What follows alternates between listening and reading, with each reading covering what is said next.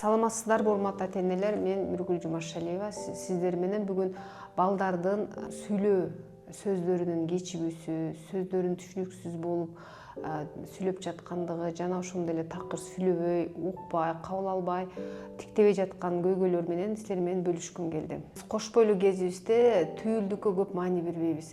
Түйүлдүк кезинде балага эмнелер зыян алып келет? Баланын өсүүсүнө, бала өсүп жатканда колу, буту баардык нерсе жаралып жаткан убакта биз көбүнчө тонуста жүрүп калышыбыз мүмкүн, же врачтын көзөмөлү жок дарыларды ичип алышыбыз мүмкүн. Жана суу кир болсо дагы биз ошого врач айткан дарыларды убагында ичпей коюшубуз мүмкүн. Ушунун баары келип баланын мээнин калыптанышына зыяны тиет.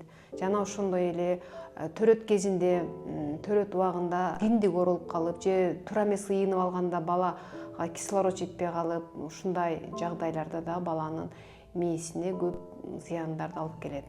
Жана ошондой эле экинчиден бала баардык нерсе нормада төрөлүп, бала чоңоюп жаткан убакта, жөрмөлөп, кас басып жаткан убакта биз көбүнчө балага гаджет берип коебуз. Бала кыймылсыз калып кетип атат. Ошол эле убакта бала экиден сөздөрдү чыгарып ма, па деген убакта биз балага баарлашпай баланы телефонго калтырып коебуз. Ошол көйгөйлөрдөн баланын сүйлөөсү, кыймыл аракетинин кечигүүсү болуп, бала артта калып кетип атат өзүнүн курагынан. Ошон үчүн ата-энелер балдар менен ар дайым баарлашып, өз убагында аларга туура тамактанууга, туура кыймыл аракет жасоого жардамыңыздарды кошкула. Сиз биринчиден логопед менен иштешерден мурун баланын көйгөйүн жакшылап байкап, аныктап, сөзсүз врачтарга кайрылыңыздар. Педиатр менен иштешиңиздер, педиатрга барып, анализдерин тапшырып көрүңүздөр, ферритин караңыздар, витамин Дсын караңыздар.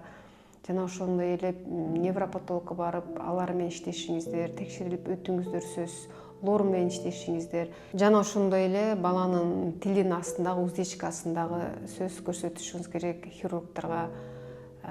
Баардык жактан көрсөтүп, анализдери жакшы болсо, невропатолог дагы өзүнүн диагнозун коет.